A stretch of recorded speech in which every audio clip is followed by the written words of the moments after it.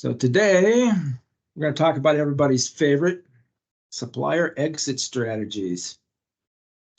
Meaning you got a supplier that's not performing and you need to get out, or the supplier told you to get out, whatever the issue is.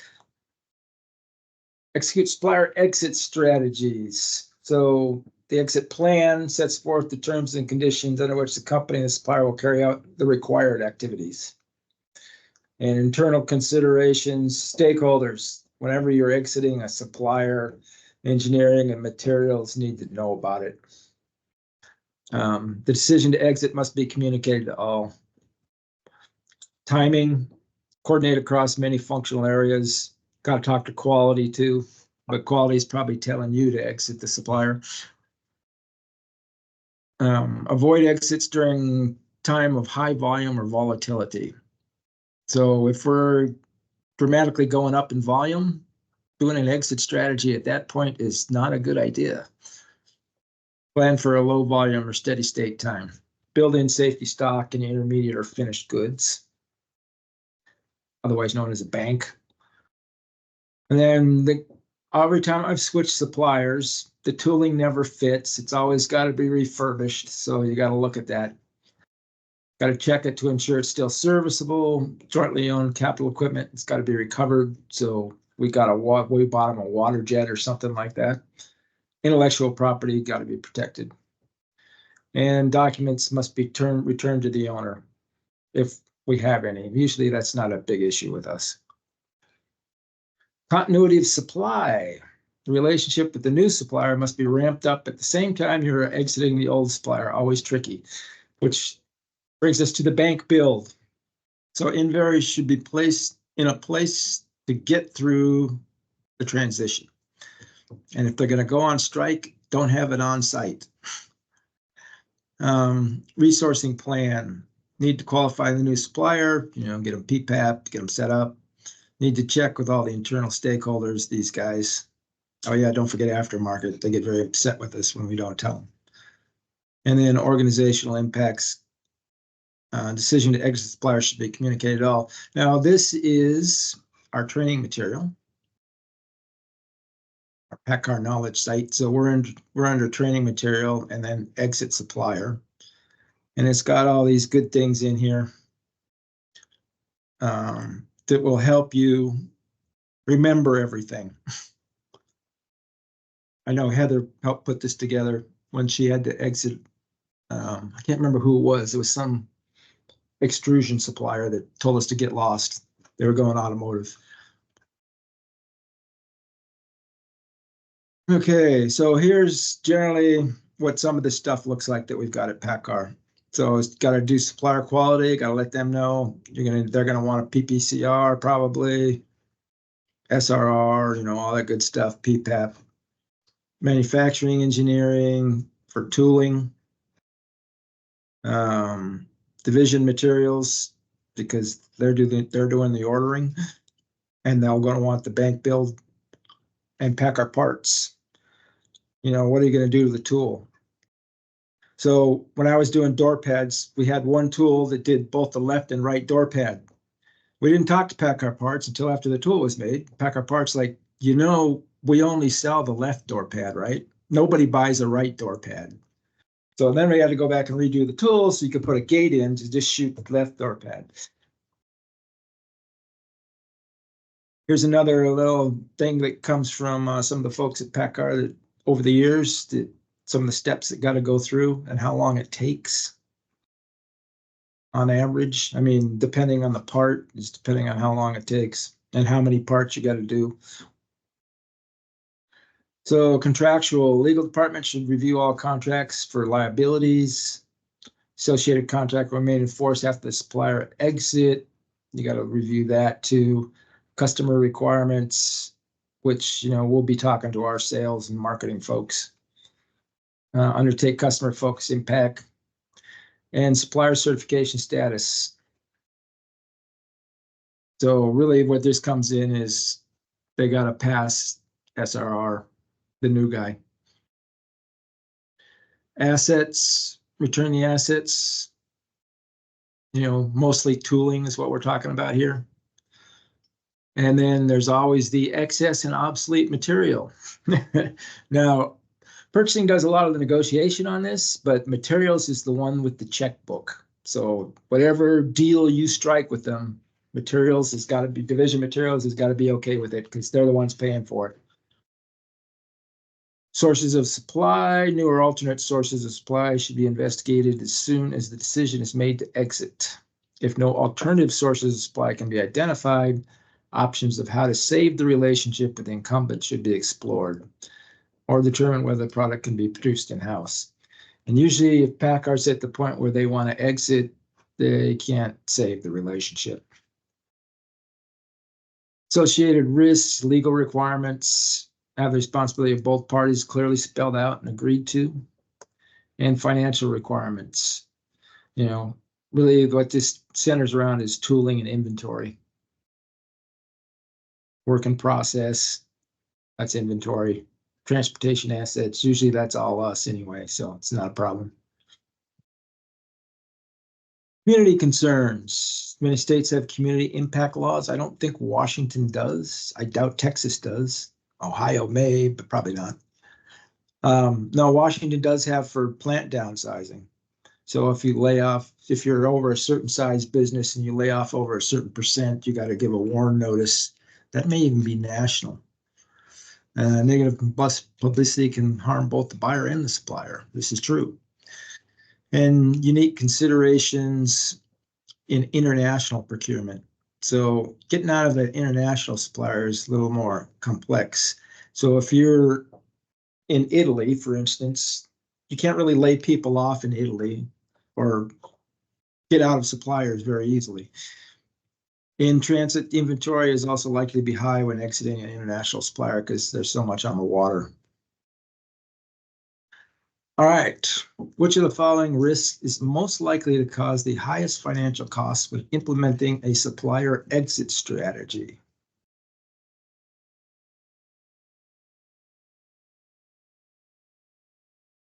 Most likely to cause the highest financial costs. Anybody want to take a stab at this?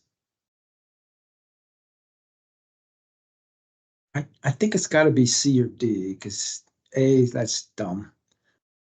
And that's not likely to happen.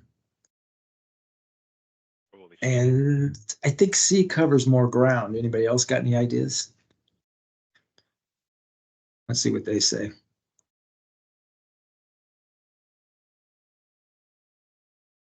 C it is. All right. One more here. During the phase-out process with a current supplier, which of the following best describes when the transition should take place? During what?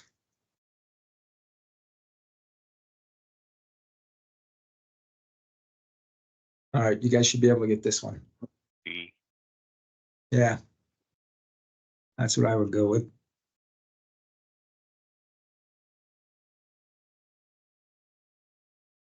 And D it is. Low volume production periods. Of course, it never usually happens that way in real life, but you know, that's what you shoot for. All right, there's 6 questions out there. Guys, go work them. Raise your hand when you get done, and we'll cover, otherwise we'll cover answers at 20 after.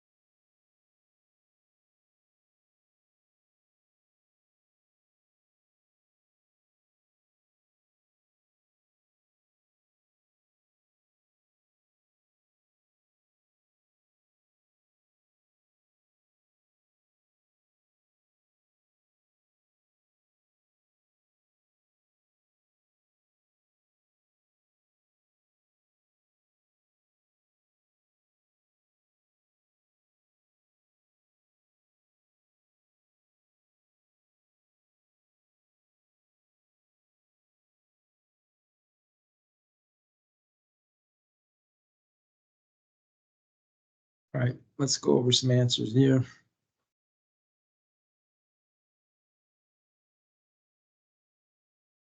Number 1 is alpha.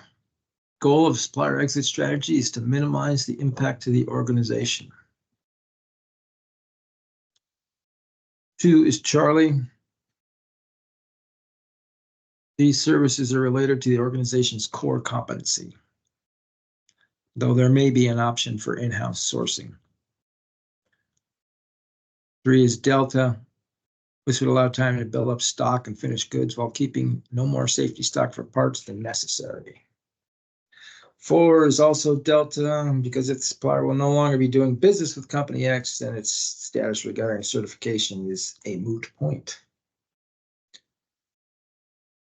5 is Charlie, because even though TNF and Seattle are involved in a Keiretsu relationship, which is they own each other's stock, it may be possible to seek other suppliers because you own the drawing.